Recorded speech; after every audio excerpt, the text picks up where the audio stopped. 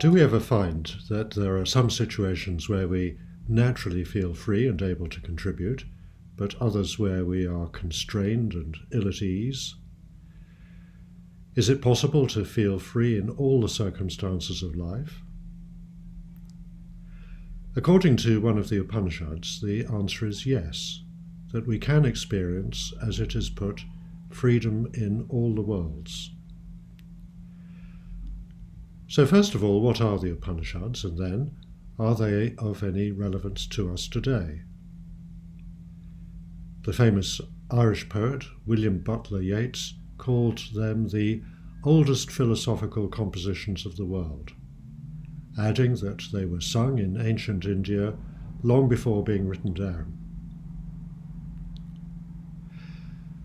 This old Sanskrit text is what they might have looked like when they were first written down on palm leaves. To bring this up to date, in August 2021, Warsaw University Library unveiled a series of plaques and inscriptions with inscriptions on them, including one with an inscription from one of the Upanishads. The passage on the wall speaks about the paramount importance of self-knowledge. This is a common theme in the Upanishads. In one of them, called the Chandogya Upanishad, it is said that someone who has realized this self-knowledge, who appreciates the ever-present unity of the self everywhere, has complete freedom of movement in all the worlds. The phrase all the worlds could be considered in many different ways. One way is to think of freedom of thought, freedom of speech, and freedom of action. Freedom of thought implies a readiness to be open to new ideas, an ability to understand and analyze those ideas, as well as being able to have fresh ideas oneself. This is possible when the mind is free from limits, prejudices, and preconceptions. Courage is also important. It is all too easy just to go along with what everyone else thinks. There was a time when it was thought that the sun revolves around the earth. Those who disputed this were in danger of their lives. As far as freedom of speech is concerned, there are numerous external constraints, but there are also some internal constraints. For example, there was once a survey conducted which concluded that for many people there's a greater fear of public speaking than of dying.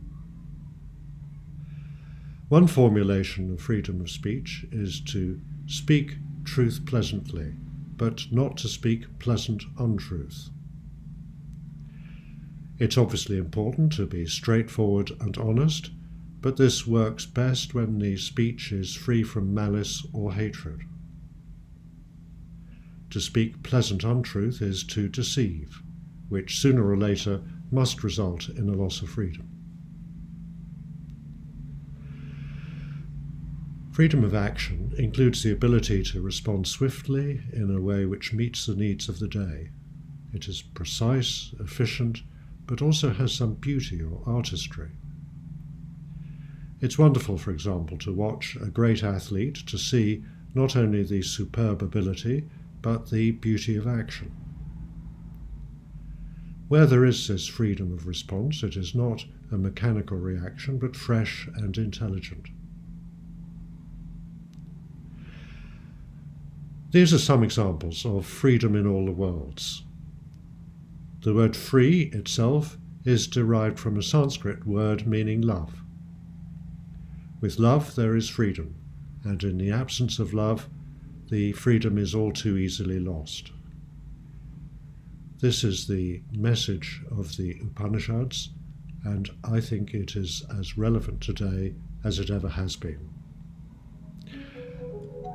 So, thank you very much for watching this. If you've enjoyed it, then please subscribe to our channel or look at our website for courses and events. Thank you.